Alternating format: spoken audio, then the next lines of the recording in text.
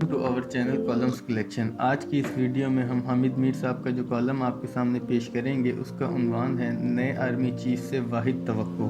یہ اسلام آباد کی ایک سرد شام تھی۔ ایک مغربی سفارتکار کے ڈرائنگ روم میں مجھ سے ایک سوال پوچھا گیا کہ سرد موسم میں مجھے ماتھے پر پسینہ محسوس ہونے لگا۔ اس محدود سی محفل میں 3 سیاستدان، 3 مختلف ممالک کے سفارتکار اور یہ خاکسار موجود تھا۔ ایک یورپی ملک کے سفیر نے مجھے پوچھا کہ پاکستان اگر ڈیفالٹ کر گیا تو مارشل لا لگ سکتا ہے یا نہیں۔ میں نے اس خطرناک سوال کا جواب دینے کی بجائے چہرے پر مسکراہٹ سجائی اور اپنے بائیں طرف بیٹھے ہوئے وزیر دفاع خواجہ محمد آصف کو مخاطب کرتے ہوئے کہا کہ اس سوال کا جواب تو آپ کو دینا چاہیے۔ وزیر دفاع نے میری اس گستاخی پر کمال صبر و تحمل کا مظاہرہ کیا اور سفیر صاحب کو ایک تفصیلی جواب دیا، جس کا خلاصہ یہ تھا نہ تو پاکستان ڈیفالٹ کرے گا اور نہ مارشل لا لگے گا، اور نئے آرمی چیف کی تقرری کے بعد معاملات بہتر ہو جائیں گے۔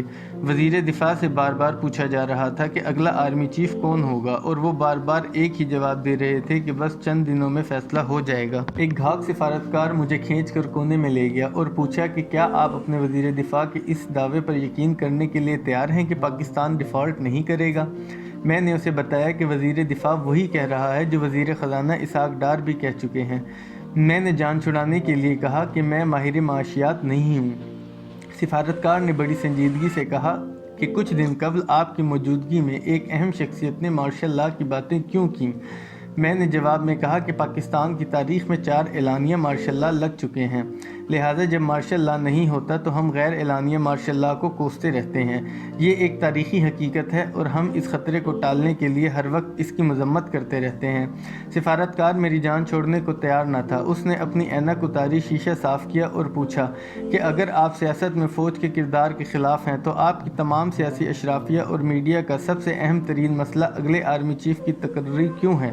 آرمی چیف تو سیکرٹری دفاع کو جواب دہ ہوتا ہے، لیکن پاکستان میں آرمی چیف کا عہدہ صدر اور وزیر اعظم سے بھی زیادہ طاقتور نظر آتا ہے۔ ایسا لگتا ہے کہ کسی آرمی چیف کی نہیں بلکہ فیلڈ مارشل کی تقرری ہونے والی ہے۔ میری نظریں جھک چکی تھیں۔ بات تو سچ تھی، لیکن بات تھی رسوائی کی۔ اس سے زیادہ رسوائی کیا ہوگی کہ ہفتے کی شام پاکستان کے وزیر خارجہ بلاول بھٹو زرداری نے ایک پریس کانفرنس کی اور صدر مملکت عارف علوی کو متنبہ کیا کہ اگر آپ نے آرمی چیف کی تعیناتی میں گڑبڑ کی تو پھر نتیجہ بھگتنے کے لیے تیار ہو جائیں۔ ہم پاکستانیوں کو تو ایک دوسرے کو دھمکیاں اور گالیاں دینے کی عادت پڑ چکی ہے، لیکن جب کوئی وزیر خارجہ اپنے ہی ملک کے افواج کے سپریم کمانڈر اور صدر مملکت کو تڑی لگاتا ہے تو ساری دنیا کے کان کھڑے ہو جاتے ہیں۔ اس تڑی کے کچھ دیر بعد میں نے حکومت کے ایک اہم شخصیت سے پوچھا کہ وزیر خزانہ اسحاق ڈار نے جمعے کو صدر مملکت سے ملاقات کی اور یہ تاثر ملا کہ سب معاملات ٹھیک ہیں اور صدر کو آرمی چیف کی تقرری کے لیے جو بھی نام بھیجا جائے گا اس پر صدر کی طرف سے کوئی اعتراض نہیں کیا جائے گا، لیکن اگلے ہی روز وزیر خارجہ نے صدر کو دھمکیاں کیوں دیں؟ جواب ملا کہ صدر صاحب اپنے آئینی عہدے کے تقاضوں کو بالائے طاق رکھتے ہوئے آرمی چیف کی تقرری پر حکومت اور عمران خان کے درمیان اتفاق رائے کی کوششوں میں مصروف تھے۔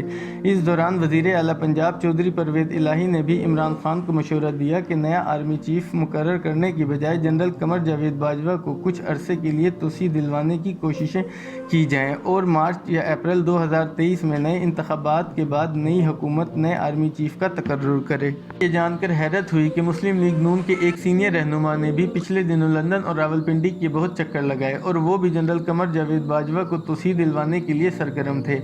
غور طلب نکتہ یہ تھا کہ ISPR کی طرف سے واضح کیا جا چکا کہ جنرل باجوہ ان دنوں الوداعی ملاقاتیں کر رہے ہیں، لیکن دوسری طرف مسلم لیگ نون اور تحریک انصاف کے اندر سے انہیں توسیع دلانے کی کوشش بھی ہو رہی تھی۔ وزیر خارجہ کی پریس کانفرنس دراصل اس کوشش کو مسترد کرنے کا اعلان تھا۔